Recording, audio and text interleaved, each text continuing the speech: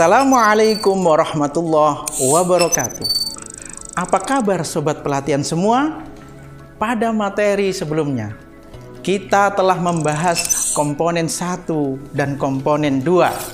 Sekarang kita memasuki komponen 3 dan komponen 4. Are you ready?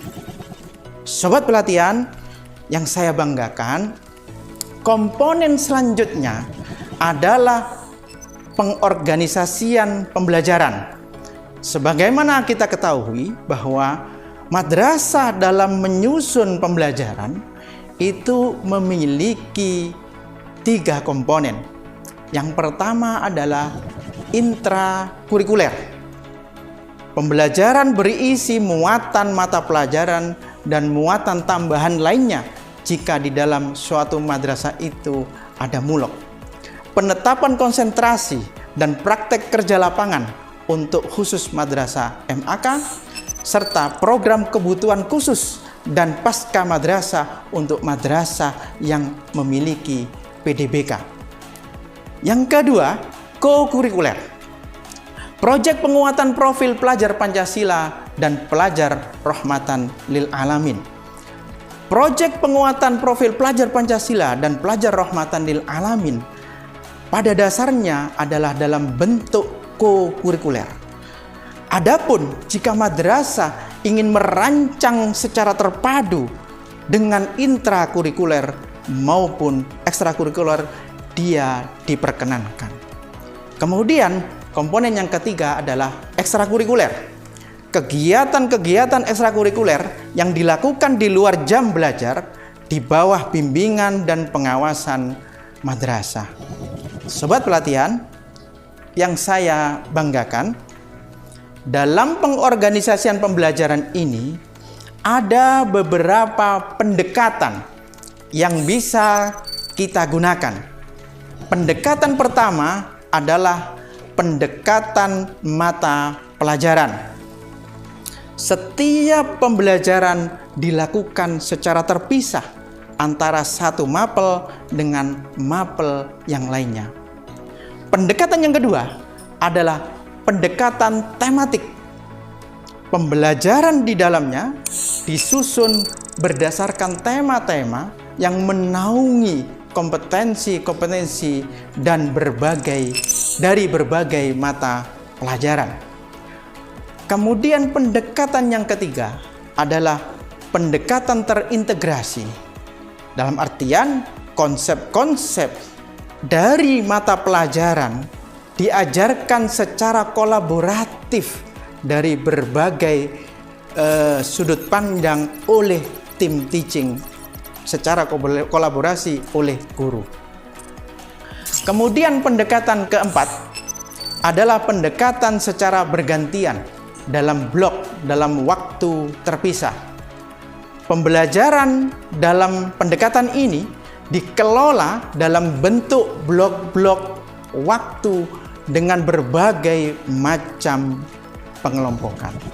Sobat pelatihan yang berbahagia, setelah kita membahas komponen 1, 2, dan 3, kita sekarang memasuki komponen 4, yaitu perencanaan pembelajaran.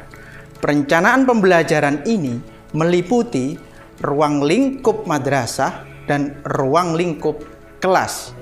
Ruang lingkup madrasah yaitu penyusunan alur tujuan pembelajaran atau dalam bahasa lama kita sebut silabus. Ia berfungsi mengarahkan madrasah dalam merencanakan, mengimplementasi, dan mengevaluasi pembelajaran secara menyeluruh. Sedangkan perencanaan pembelajaran ruang lingkup kelas yaitu penyusunan modul ajar atau rencana pelaksanaan pembelajaran. Nantinya dalam modul ajar dan perencana pelaksanaan pembelajaran ini cukup dilampirkan contoh-contohnya saja. Sobat pelatihan yang berbahagia, dalam penyusunan setelah kita susun komponen 1, 2, dan 3, kita memasuki bagaimana mengevaluasi kurikulum operasional madrasah ini. Dalam evaluasi itu ada dua aspek yang perlu kita evaluasi. Yang pertama adalah evaluasi pembelajaran, yang kedua adalah evaluasi kurikulumnya. Ini dilakukan secara mandiri dan berkala oleh madrasah. Dalam evaluasi pembelajaran, bertujuan untuk mengukur keberhasilan pendidik dalam memfasilitasi pembelajaran. Sedangkan evaluasi kurikulum madrasah bertujuan untuk mengukur keberhasilan kepala madrasah dan pendidik dalam menjalankan seluruh program pendidikan yang direncanakan dengan tujuan untuk memahami apakah visi dan misi serta tujuan madrasah telah tercapai atau belum. Sobat pelatihan, dalam mengevaluasi pembelajaran dan kurikulum operasional madrasah ini ada beberapa yang bisa kita jadikan sumber. Yang pertama adalah melalui hasil asesmen peserta didik per unit. Kemudian yang kedua, melalui artefak peserta didik, melalui proyek peserta didik, portofolio, pameran karya, pertunjukan, dan lain sebagainya. Atau bisa juga melalui survei lulusan kita, atau juga bisa melalui refleksi proses pembelajaran oleh pendidik.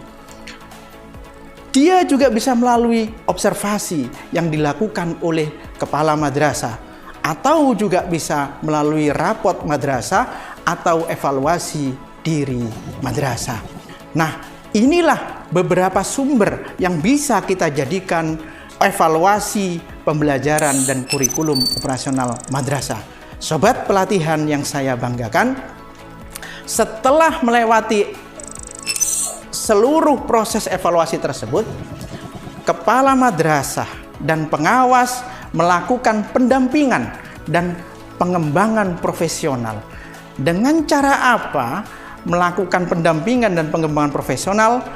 Pertama, dengan cara coaching, yaitu proses pendampingan untuk mencapai tujuan dengan menggali pemikiran-pemikiran seseorang dalam hal ini pendidik terhadap suatu masalah. Yang kedua, melalui mentoring, yaitu proses pendampingan dengan berbagi pengalaman dan pengetahuan untuk mengatasi suatu kendala. Atau juga pendampingan dan pengembangan profesional ini melalui pelatihan-pelatihan. Proses ini untuk menguatkan pengetahuan dan keterampilan yang berkaitan dengan kinerja, dengan narasumber bisa dari internal ataupun bisa dari eksternal sesuai dengan kemampuan madrasah. Sobat pelatihan yang saya banggakan, demikian materi penjelasan saya terkait dengan kurikulum operasional madrasah. Jangan lupa tetap semangat mengikuti video-video selanjutnya. Madrasah mandiri berprestasi. Wassalamualaikum warahmatullahi wabarakatuh.